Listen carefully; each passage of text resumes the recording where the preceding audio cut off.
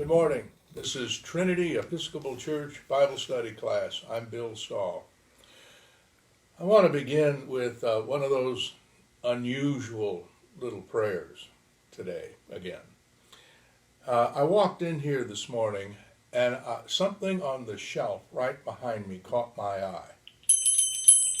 It's this. There's a story behind this. Our dear friend, who was a very loyal attendee of this class, Jean Romeo, gave me this bell because she felt that I needed a better way to call the class to order. You see, when everybody came in here, we all chit-chatted. Well, I didn't too much, but sometimes it was kind of hard to get the class quieted down to get started. And so she thought this was a good idea, and it really worked. Well, as you know, we lost her a few weeks ago, and we all really miss her. She had one of those wonderful, dry sense of humor. The last time I saw her was in the hospital. Evelyn and I and our daughter Christina and Joyce Curry, we all went to see Ruth and Jean. Sorry, we're on the book of Ruth. That's how I got confused. And, of course, all the girls were chit-chatting, and I just kind of stayed quiet and smiled politely. And finally, Jean looked over at me and said, "Well, Bill, it seems if you don't have the Bible to talk about, you just don't have much to say." So, thank you, Jean. Thank you for this gift. Thank you for wonderful memories of you being a dear friend. All right, so let's get started. We're in the second part of the book of Ruth today. And you will recall from last week that Naomi has told Ruth that, in essence, they should take advantage of the fact that Boaz, who Ruth is working for, gleaning the barley and wheat fields, has right of redemption over them, which I explained what that was last week. And if they take, I hate to use the word take advantage of it, but if he exercises that right, their lives will be much more comfortable and secure. So Ruth goes down to the threshing floor and waits to see where Boaz sleeps that night, and then she lies down at his feet and uncovers the blanket. That's where we are. So that evening, Ruth walked down to the threshing floor and observed that Boaz, in a happy mood after eating and drinking, has lain next to the stack of barley sheaves. Once he's asleep, she quietly approaches, turns back the blanket at his feet, and lies down. In the middle of the night, Boaz awakes, and seeing her form, he asks, "Who is you? Who is you? Who are you?" And Ruth answers, "I'm Ruth, your maidservant.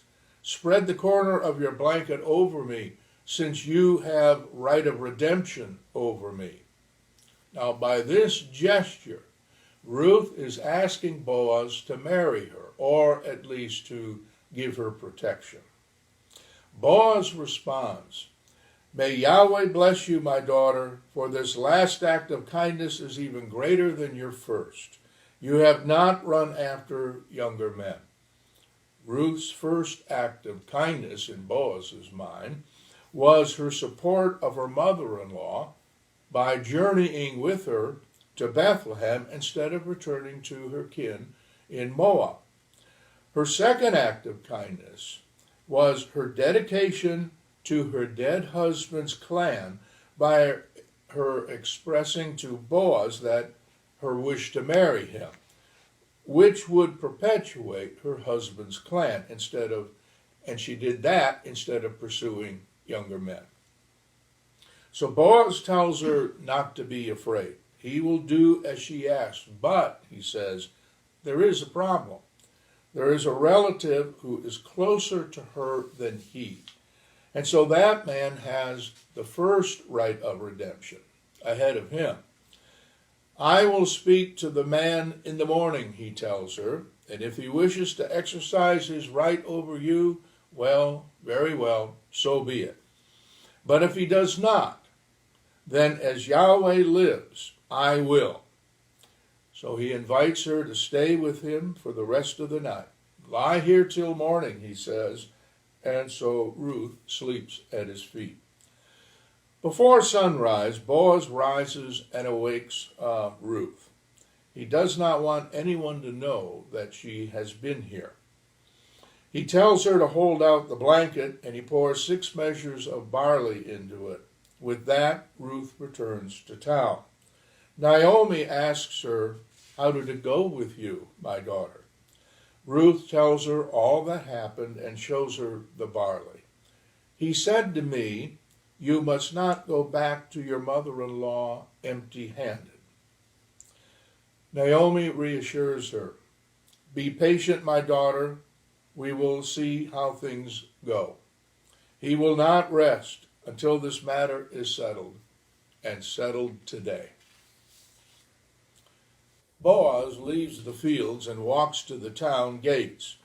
He sits down just inside them, and before long he sees the closer relative walking by. "Come here, my man, and sit down with me," Boaz says. The man accepts the invitation. Spotting 10 elders of the town, Boaz invites them to join him. He wants witnesses, and the town gates was where legal matters were settled. Boaz says to the man, "You know, Naomi has returned from Moab, and she is selling a piece of land that belonged to our brother Elimelech. I thought I should tell you about it, since you have first right of redemption. But if you don't want it, tell me, then I will know. For after you, there is no one with right of redemption but me." "Oh," says the man, "I'm willing to redeem it." Boaz continues, "On the day you purchase that land from Naomi, you also purchase Ruth, the Moabitess, the wife of a dead man, and you will thereby restore his name to his inheritance." Well, here's the explanation. First, a woman could not buy or sell land on her own. So Boaz was acting on behalf of Naomi.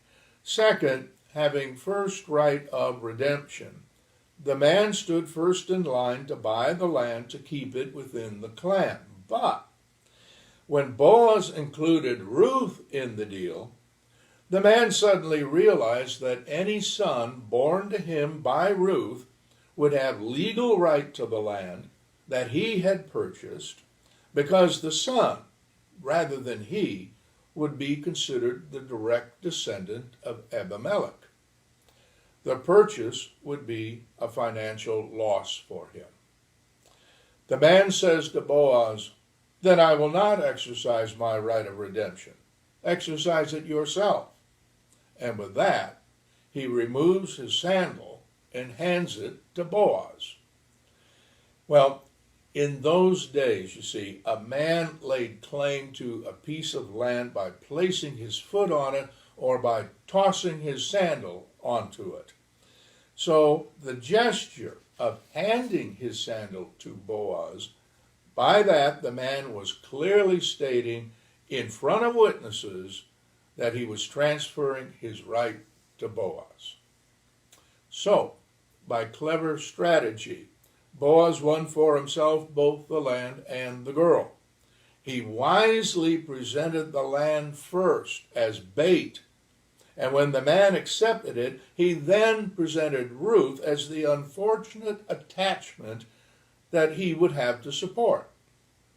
Had Boaz presented Ruth first, the man may have seen the land as the bonus that came with the girl. Of course, the same legal issue applied to Boaz regarding the inheritance of the land and the girl. But Boaz was wealthy, so one piece of land was of no consequence to him. And by now, the story has made it clear that Boaz has fallen in love with Ruth. Now Boaz says to the elders seated about him, Today you are witnesses that I have bought from Naomi all the property of Elimelech, Chilion, and Mahan. Remember, those were the sons. And I have thereby acquired Ruth the Moabitess, Mahlon's widow, as my wife, in order to keep the name of the dead with his property, and his name will not disappear from among the family or from the town records. Today you are witnesses to this. The elders confirm it, saying, We are witnesses. May Yahweh make the woman who is coming into your home like Rachel and Leah, who together built up the house of Israel. May you have standing in Ephrathah and be famous in Bethlehem. And through the children Yahweh gives you by this young woman, may your family be like that of Perez, whom Tamar bore to Judah. You may remember that story from Genesis. Ephrathah was another name for Bethlehem, and it means place of fruitfulness. Now this is kind of interesting, I think, because recall that Bethlehem means house of bread, and Ephrathah means place of fruitfulness. So, Boaz takes Ruth, and she becomes his wife.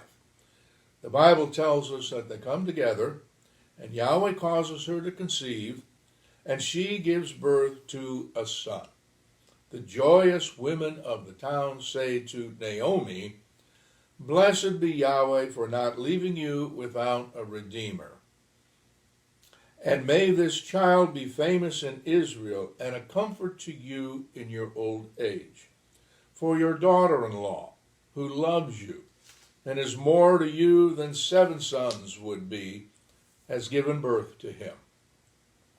Now the reason they're singing these praises to Naomi is because according to Israelite law, Naomi was considered the child's legal mother, and Elimelech his legal father, because they were Israelites. So Naomi becomes the child's nurse, and the women of the town give him the name Obed, which means servant of Yahweh. The book of Ruth now ends with the genealogy of David. It begins with Perez, son of Judah and Tamar, then Herzon, Ram, Aminadab, had to figure how to pronounce that one, Nahshon, Salmon, who was the father of Boaz.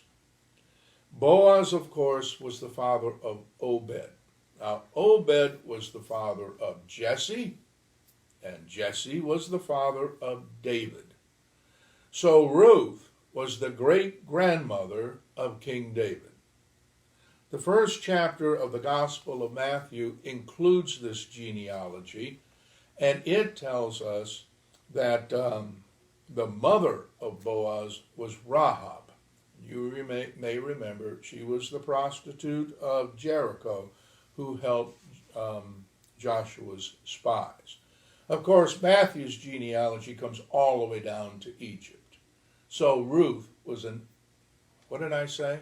Came down to Jesus. Is that what I said? Egypt. Okay, thank you. All right, so it comes all the way down to Jesus. So therefore, Ruth was a distant ancestor of Jesus. Okay. Now I'd like to offer to you what I see as the teaching of this wonderful story of Ruth. Remember last week I said that some scholars think that the book may have been written as late as 500 BC by Ezra, by people during Ezra's reform, by people who were responding to the harsh reform, which required that Israelites marry only Israelites. No foreigners would be allowed. So, if this book was written in the time of Ezra, then its purpose clearly was to teach that marriage with foreigners was workable and should not be condemned. Also, the story is teaching that God is not holding a winnowing fork in his hand, but instead a gathering rake, and that he was extending his reach beyond the borders of Israel. The genealogy makes clear that David was not a pure Israelite, which hints in these early years that to be God's chosen was not a matter of blood descent, but rather a matter of responding to his revealed teachings. Jesus would later teach that all are chosen to enter God's kingdom, all, excepting none. The final teaching, I think, that is shown here is a little more subtle, and I think it's more important. This is a love story, and as any love story, it's beautiful.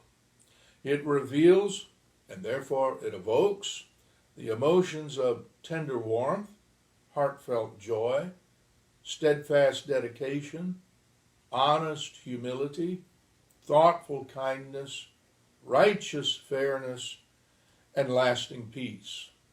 All of these emotions have the same source, love. And St. John tells us that God is love.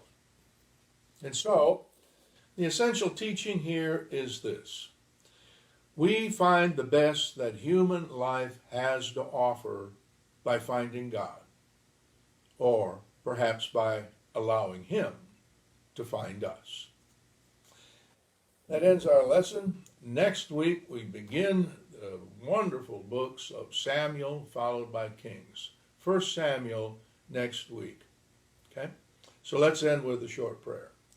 Praise be Jesus Christ, sovereign of the universe and Savior of the world. Amen.